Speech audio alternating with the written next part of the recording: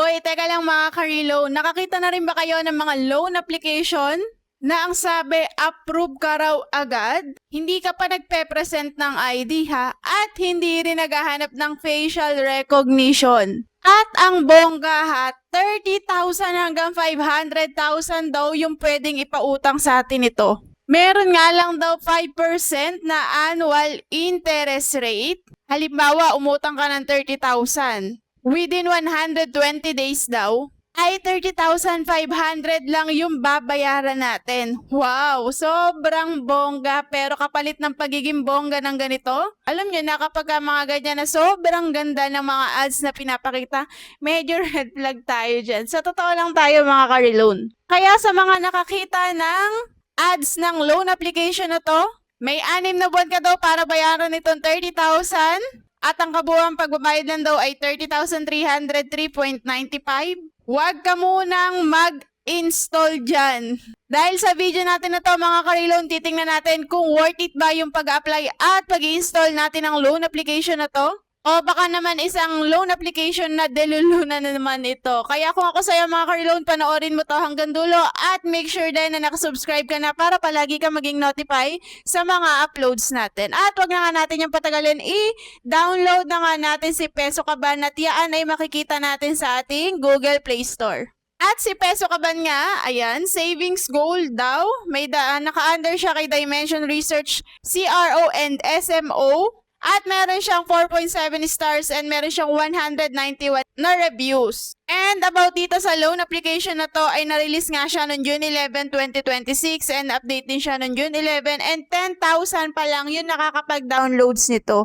Pagka-open nga natin dyan mga ka-reloan, syempre hihinga na tayo ng ating cellphone number para masenda na tayo ng OTP, then login na natin yan. At eto na nga yung kanilang pinaka-homepage. Peso Kaban credit line, 500,000 pesos. At yung users activated credit line daw ay 3 million ha. Sobrang dami naman nun. And ayan, apply na natin yan. At eto na tayo sa basic info natin. Ang sasagutan lang natin dito, first name, last name, gender, birthday, education level, residential address, detailed address, at saka email. Take note ha mga ka-reloan, hindi niya rin tatanungin kung meron ba tayong trabaho o wala.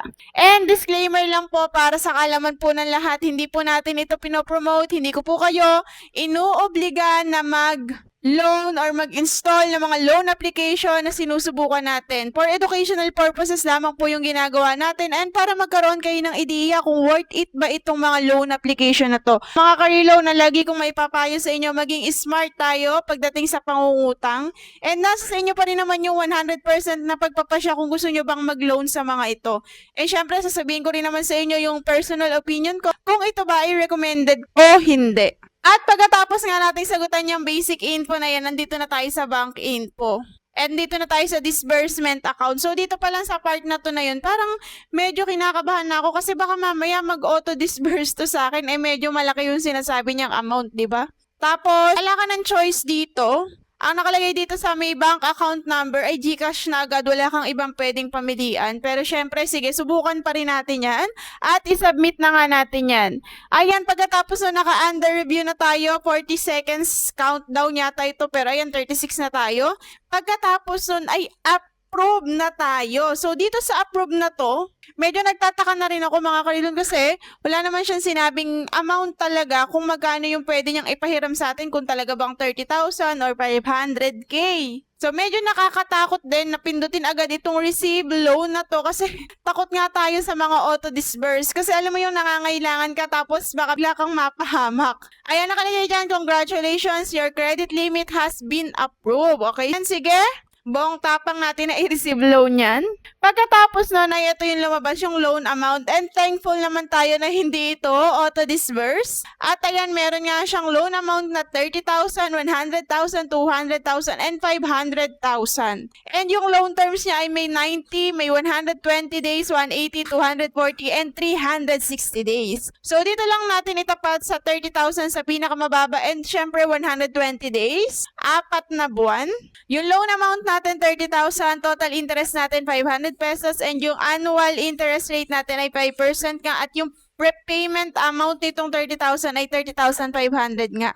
At yung repayment time daw natin ay sa November 16, 2026 pa. Kaya lang mga ka-reloan dito sa may pinakaibaba, sa ibabaw ng withdraw now, may nakalagay na membership fee. So, dun pa lang, kagaya ng kulay niya, kulay red, medyo red flag na talaga. Bakit? Kailangan ng membership fee dito. Allergic tayo sa mga ganyan. At sa may pinakababa nga nun mga ka-reloan, nakalagay dyan, congratulations, your application has been approved. You only need to pay the membership fee to receive the loan. This fee will be applied as repayment discount.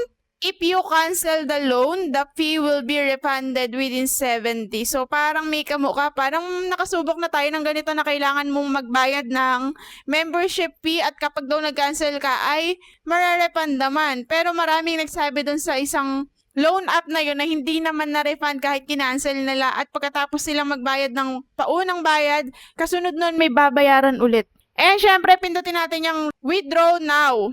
At dito lalabas nga itong membership fee. Nakalagay pa dyan, note, all fees are collected by the bank and are refundable once you cancel the loan. So, membership fee, 100 pay now.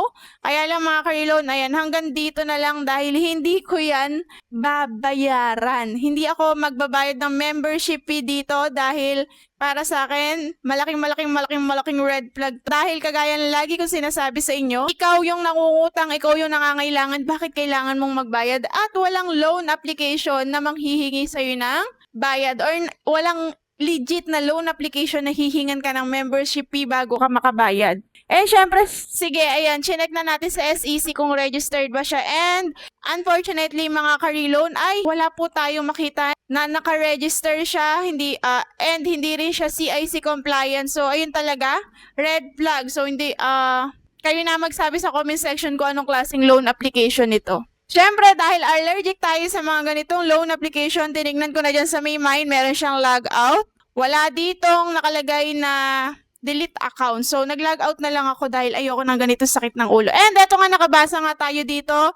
Noong July 4 lang, ang sabi niya 100 pesos for membership fee, 300 pesos for processing fee, and 450 pesos for verification charges. Tapos, ayun nga, blank, you need to pay for processing fee. So, it's a no-no po nga po tayo dito sa loan application na to mga ka-reloan. At kayo yung ma-offer ng ganitong kalaki 30,000 up to 500,000. Itutuloy nyo ba mga ka-reloan kapalit ng pagbabayad ng membership fee? Please comment your insight dyan sa ating comment section. At kung meron kayong experience dito kay Peso Kaban, i-comment nyo na rin. At kung meron pa kayong loan application na gustong subukan at natatakot kayo, i-comment nyo lang dyan, gagawin natin para sa inyo.